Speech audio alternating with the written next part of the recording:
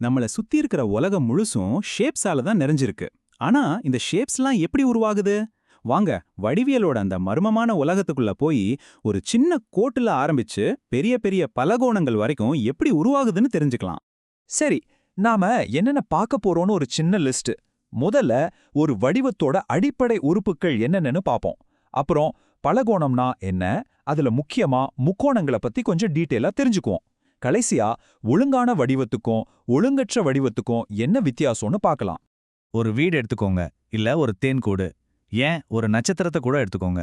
இது எல்லாத்துலயும் பொதுவா என்ன இருக்கு? எல்லாமே ரொம்ப சிம்பிளான வடிவியல் கூறுகளை வச்சு தான் கட்டப்பட்டிருக்கு. வாங்க முதல்ல அந்த அடிப்படை விஷயங்களை பத்தி தெரிஞ்சுக்கலாம். வடிவம்னா என்ன? ரொம்ப சிம்பிளான கேள்வி மாதிரி தான் தெரியும். ஆனா இதுக்கு பின்னாடி பெரிய அர்த்தம் இருக்கு. இப்ப பாருங்க, ஒரு பெரிய பில்டிங்கை புரிஞ்சுக்கணும்னா நம்ம அதோட சின்ன செங்கல்ல இருந்து தானே ஆரம்பிக்கணும். அதே மாதிரி தான் நாமளும் இப்போ ரொம்ப ரொம்ப பேசிக்கான ஒரு விஷயத்துல இருந்து ஆரம்பிக்க போறோம். எல்லாத்துக்கும் ஆரம்ப புள்ளி ஒரு சாதாரண நேர்கோடு துண்டுதாங்க. இதத்தான் நாம பக்கம்னு சொல்றோம். எந்த ஒரு வடிவத்தை உருவாக்கணும்னாலும் இதுதான் முதல் படி. சரி, இப்போ ரெண்டு கோடுகள் ஒன்னோட ஒன்னு சந்திச்சா என்ன ஆகும்? அந்த சந்திக்கிற இடத்துல ஒரு புள்ளி உருவாகும் இல்லையா? அதைத்தான் நாம முனைன்னு சொல்றோம். இன்னும் சிம்பிளா சொல்லணும்னா அது ஒரு மூலை. ரெண்டு கோடுகள் சந்திச்சு ஒரு மூலையை உருவாக்குதுன்னு சொன்னேன்ல. அப்போ அந்த ரெண்டு கோடுகளுக்கும் நடுவுல இருக்கிற அந்த கேப், அந்த ஸ்பேஸ், அதுதான் கோணம். ஒவ்வொரு மூலையிலயும் கண்டிப்பா ஒரு கோணம் இருக்கும். ஓகே, இப்ப நம்ம கிட்ட பக்கம், முனை, கோணம்னு 3 அடிப்படை விஷயங்கள் இருக்கு. இத வச்சு எப்படி ஒரு முழு வடிவத்தை, அதாவது ஒரு பலகோணத்தை உருவாக்கலான்னு இப்ப பார்க்கலாம். ஒரு பலகோணத்துக்கு ரெண்டு கண்டிஷன் தாங்க. ஒன்னு, அதுக்கு குறைஞ்சது 3 நேர்பக்கம் இருக்கணும். ரெண்டாவது, ரொம்ப முக்கியமா அது ஒரு மூடிய வடிவமா இருக்கணும். எங்கேயாவது ஒரு பக்கம் திறந்திருந்தா கூட நாம அதை பலகோணம்னு சொல்ல முடியாது. இதோட பேர்லயோ ஒரு க்ளூ இருக்கு பாருங்க. கிரேக்க மொழியில பாலினா பலன்னு அர்த்தம், கோன்னா பக்கம். சோ பலகோணம்னா சிம்பிளா பல பக்கங்கள் கொண்ட ஒரு வடிவம், அவ்வளவுதான். ஒரு பலகோணம் உருவாக்க குறைஞ்சது 3 பக்கம் வேணும்னு பார்த்தோம் இல்லையா? அப்போ நாம உருவாக்கக்கூடிய முதல் ரொம்ப சிம்பிளான பலகோணம் எது? முக்கோணம் தான். இதுதான் மத்த எல்லா பெரிய காம்ப்ளெக்ஸான வடிவங்களுக்கும் ஒரு பேஸ்மெண்ட் மாதிரி. முக்கோணங்கள் பார்க்க ரொம்ப சிம்பிளா தெரிஞ்சாலும் அது இன்னும் நல்லா புரிஞ்சுக்க 2 வழிகள் இருக்கு. ஒன்னு, அதோட பக்கங்களோட நீளத்தை வச்சு வகைப்படுத்துறது. இன்னொன்னு, அதோட கோணங்களோட அளவை வச்சு வகைப்படுத்துறது. முதல்ல பக்கங்களை வச்சு எப்படி பிரிக்கலான்னு பார்க்கலாம்.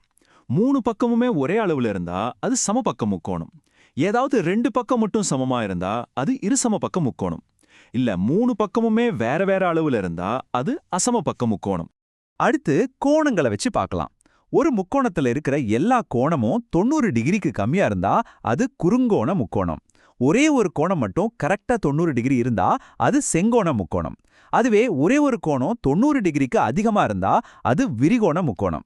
இதுல ஒரு இன்ட்ரெஸ்டிங்கான விஷயம் என்னன்னா, நீங்க எந்த வகை முக்கோணம் எடுத்தாலும் சரி, அதோட 3 கோணத்தையும் கூட்டுனா வர்ற டோட்டல் எப்போதுமே கரெக்டா 180 டிகிரியா தான் இருக்கும்.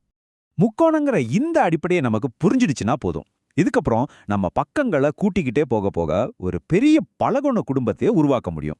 பக்கங்கள் அதிகமாக புது புது வடிவங்கள் உருவாகும். பாருங்க, 3 பக்கம்னா முக்கோணம். அதுவே 4 பக்கமா மாறுனா அது நாற்கரம். அமெரிக்காவோட பென்டகன் பில்டிங் மாதிரி 5 பக்கம் இருந்தா அது ஐங்கோணம். தேன்கூட்ல இருக்கிற மாதிரி 6 பக்கம் இருந்தா அது அறுகோணம். இப்படி இந்த லிஸ்ட் போய்கிட்டே இருக்கும். ஆனா ஒரே குடும்பத்துல இருக்கிற எல்லா பலகோணமும் ஒரே மாதிரி இருக்காது. அதுக்குள்ள ஒரு முக்கியமான வித்தியாசம் இருக்கு. அதாவது ஒரு பெர்ஃபெக்ட் ஷேப்க்கும் ஒரு சாதாரண ஒழுங்கற்ற ஷேப்க்கும் உள்ள வித்தியாசம். ஒரு ஒழுங்கான பலகோணம்னா என்ன தெரியுமா? அது ரொம்பவே கச்சிதமா சமச்சீரா இருக்கும். அதோட எல்லா பக்கங்களோட நீளமும் ஒன்னாதான் இருக்கும். அதே மாதிரி அதோட எல்லா கோணங்களோட அளவும் ஒன்னாதான் இருக்கும். 1 இன்ச் கூட மாறாது. உதாரணத்துக்கு ஒரு சதுரத்தை எடுத்துக்கோங்க. 4 பக்கமும் சமம், 4 கோணமும் சமம். அதனால அது ஒரு ஒழுங்கான பலகோணம். ஆனா ஒரு செவ்வகத்தை பாருங்க, எதிர்பக்கங்கள் மட்டும்தான் சமம், எல்லா பக்கமும் சமமா இல்ல. அதனால அது ஒரு ஒழுங்கற்ற பலகோணம். இந்த ஒழுங்கான வடிவங்களோட அழக நாம இயற்கையிலையும் டிசைன்ஸ்லயும் பார்க்க முடியும்.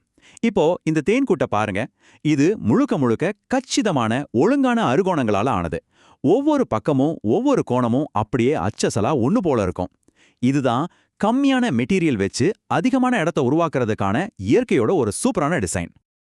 இன்னொரு பக்கம் பாத்தீங்கன்னா, இந்த போர்வை டிசைன் மாதிரி பலவிதமான ஒழுங்கற்ற முக்கோணங்களை ஒன்னா சேர்த்து நாம ரொம்ப அழகான ஒரு டைனமிக்கான பேட்டர்ன் உருவாக்கலாம். இங்க அந்த கச்சிதமான சமச்சீர் இருக்காது, ஆனா ஒரு தனித்துவமான பார்க்க அழகா இருக்கிற ஒரு டிசைன் கிடைக்கும். அப்போ விஷயம் இவ்வளவுதான். இந்த சிம்பிளான வடிவியல் விதிகள் தான் நம்மள சுத்தி இருக்கிற இந்த காம்ப்ளெக்ஸான உலகத்தையே உருவாக்குது. ஒரு பில்டிங்ல இருந்து ஒரு பூ வரைக்கும் எல்லாத்துலயும் வடிவங்கள் ஒளிஞ்சிருக்கு. இப்போ நீங்க உங்க கண்ணை திறந்து சுத்தி பாருங்க. உங்க கண்ணுக்கு என்னென்ன வடிவியல் ரகசியங்கள் தெரியுதுன்னு கண்டுபிடிங்க.